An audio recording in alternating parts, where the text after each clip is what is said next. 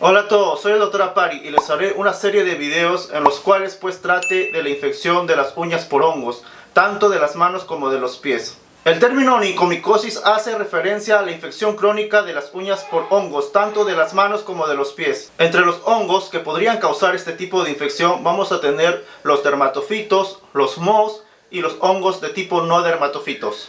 La onicomicosis se da con mayor frecuencia en los adultos, pero también se puede dar en los niños. Esta se va a caracterizar porque va a causar unos signos muy característicos a nivel de las uñas, como por ejemplo la descoloración de las mismas, una hiperkeratosis subungual, una onicólisis, división y destrucción de la placa unguial. Entre las complicaciones de esta enfermedad vamos a tener las siguientes: dolor, transmisión de la infección del hongo en la uña a otras partes del cuerpo y por último, en aquellas personas inmunocomprometidas o con las defensas bajas, vamos a encontrar que se podría dar una celulitis bacteriana. La onicomicosis se da por infección de las uñas y se puede dar por los siguientes tipos de hongos, como por ejemplo los dermatofitos, los mohos y los hongos no dermatofitos. Entre ellos el más frecuente o los más frecuentes son los dermatofitos, que van a causar infección en las uñas. También se le conoce como tiña unguial y esta va a representar entre un 70% de todos los casos de infección por uña de los hongos. Las infecciones que se pueden dar de las uñas por mohos y por hongos no dermatofitos van a ir entre un 40 y un 20% respectivamente. El Trichophyton rubrum es el dermatofito más frecuente en la onicomicosis. Con respecto a las diferencias que se puedan encontrar con la infección de las uñas, ya sea en los pies y en las manos, se ha evidenciado que característicamente en los pies están causadas por dermatofitos y hay algunos estudios que refieren que las uñas de las manos se ven más afectadas por los tipos de hongos denominados levaduras, aunque no todos los estudios avalan lo mismo.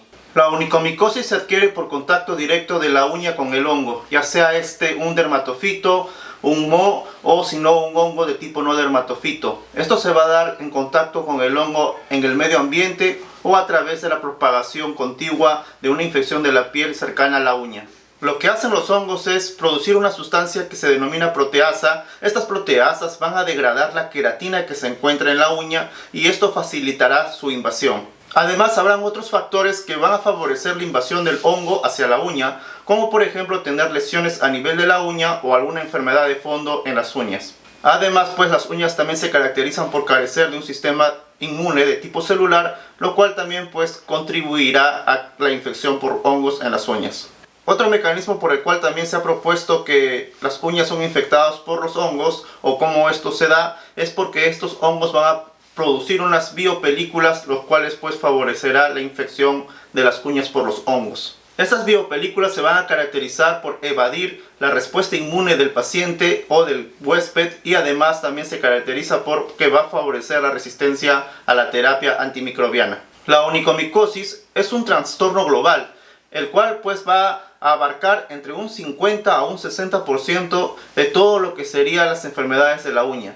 En la mayoría de estudios se ha encontrado que hay una mayor prevalencia de onicomicosis en hombres que en mujeres. Los factores de riesgo propuestos para contraer esta enfermedad son los siguientes: enfermedades dermatológicas, como por ejemplo la tiña pedis, la psoriasis y la hiperhidrosis. Comorbilidades o enfermedades crónicas, como por ejemplo la diabetes, la inmunosupresión, la insuficiencia venosa, alguna neoplasia, insuficiencia arterial periférica, obesidad, enfermedad inflamatoria intestinal.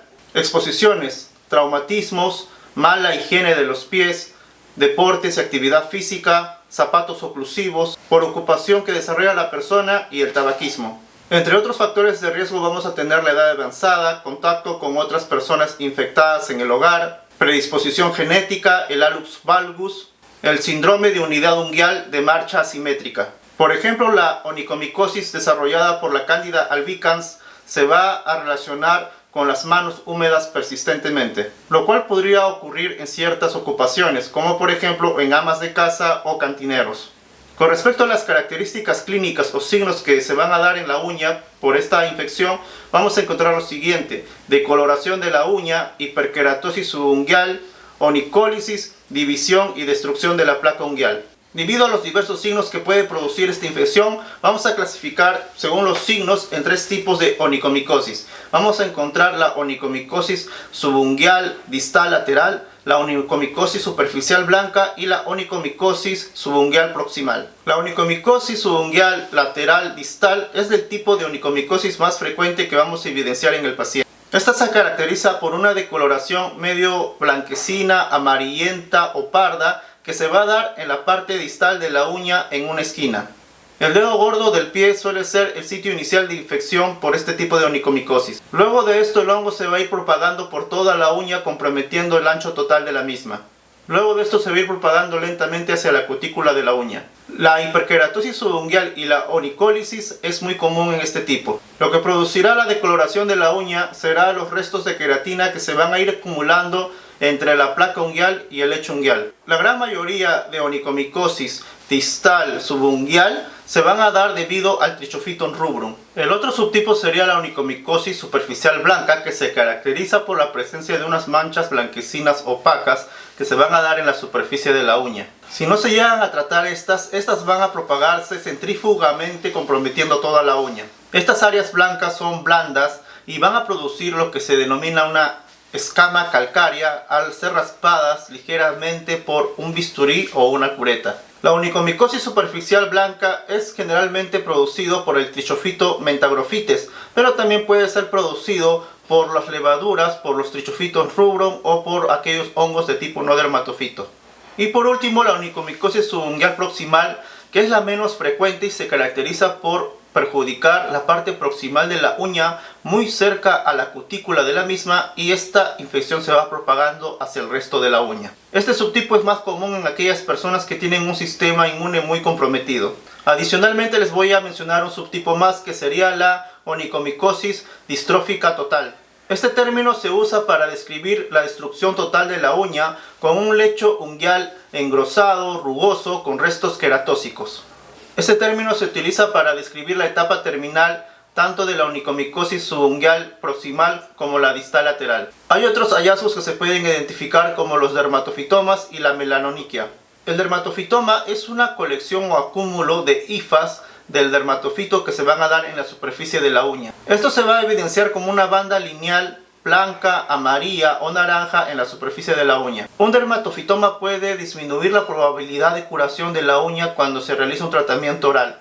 La melanoniquia fúngica hace referencia a un subtipo de hongos que podrían causar como signo a nivel de la uña pues producción de melanina y oscurecimiento de la misma. Esto se va a evidenciar en la uña como una decoloración de un color marrón a oscuro o negro, el cual va a tomar diferentes patrones, ya sea puntiformes, lineales o difusos en la superficie de la uña.